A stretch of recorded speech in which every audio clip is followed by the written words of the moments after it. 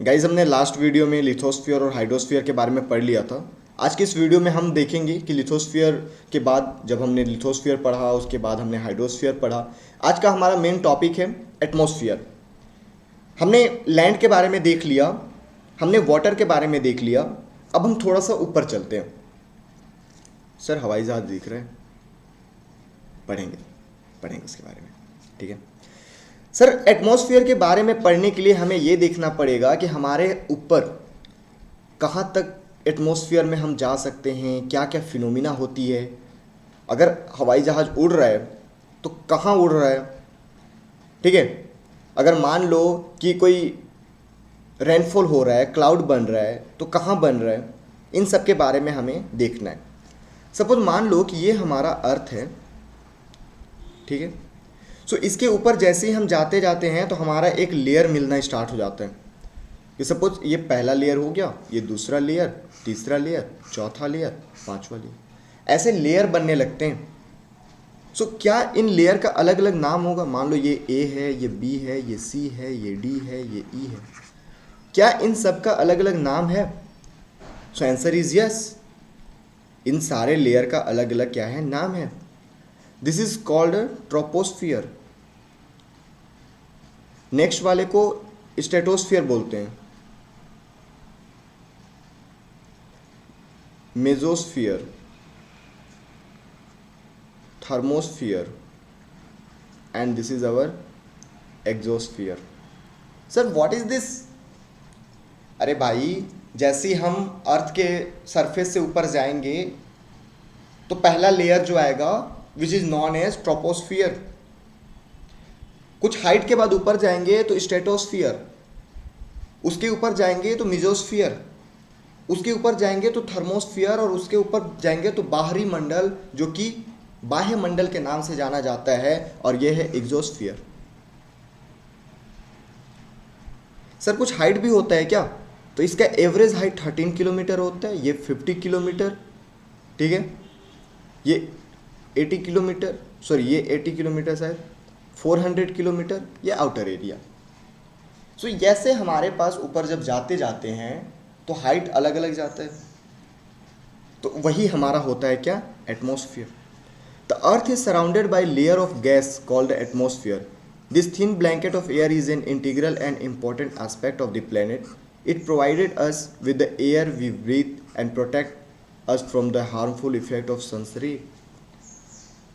Sir ये क्या बोल रहा है? सन रे आ रहा है तो एयर कैसे हमें प्रोटेक्ट करेगा?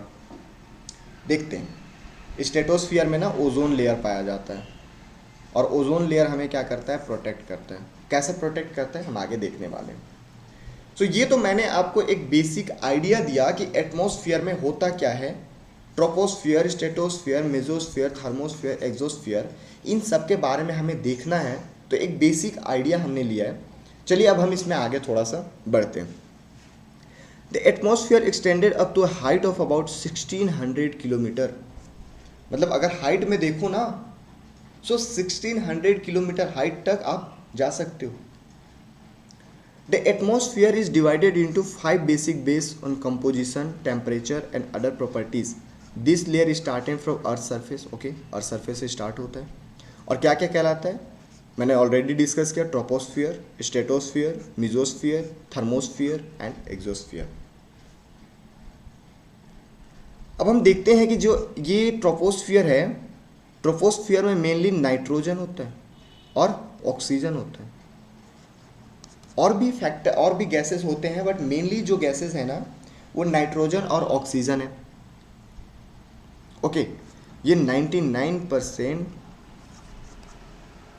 यही होते हैं।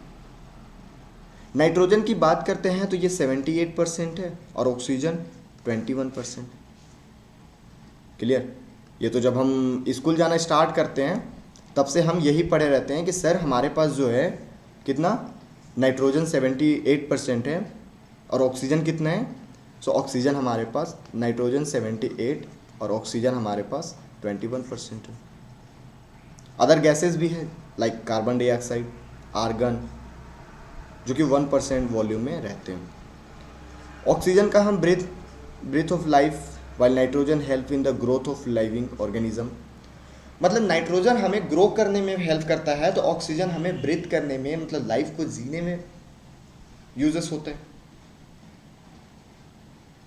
ठीक है, डेंसिटी पे भी इफेक्ट करता है और वेरी करता है उसके हाइट पे। तो चलो हम देखते हैं क्या क्या वेरी करता है।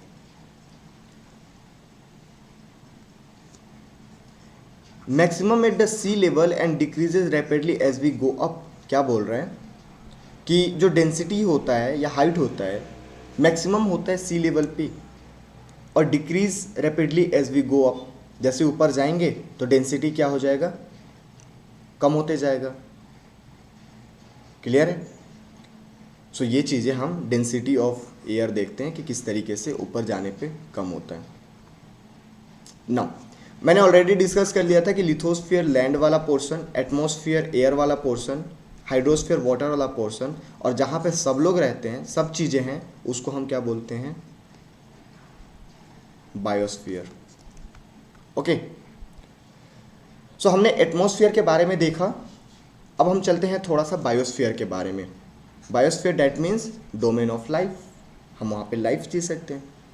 The biosphere is the narrow zone of content between the land water and air. बहुत ही नैरो जोन होता है जहाँ पे लैंड भी हो, वाटर भी हो और एयर भी हो, और वहाँ पे क्या होता है, यूनिक ऐसा माना जाता है प्लेनेट का।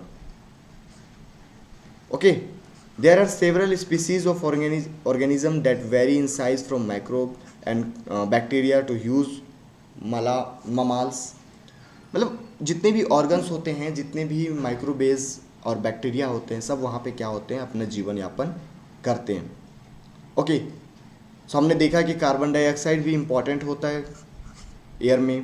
कार्बन डाइऑक्साइड ग्लोबल टेम्परेचर जो होता है, ठीक है, ग्रीन हाउस इम्पैक्ट जो होता है, ये चीज़ें में देखती है।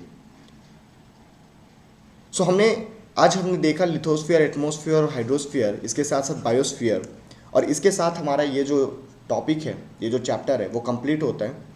मेनली हमने लैंडफॉर्म के बारे में देखा, पूरे अर्थ पे हमने उतर के देखा कि अर्थ आखिर है क्या। अर्थ पे लैंड मास है, अर्थ पे वाटर बॉडी है, अर्थ पे एयर मासेस है, बायोस्फीयर है, लाइफ है, इन सब के बारे में हमने देखा। चलिए इन सब के बेसिस पे हम थोड़ा सा एक्सरसाइज करते हैं। What are the 4 major domain of the earth? Clear, lithosphere, atmosphere, biosphere, hydrosphere.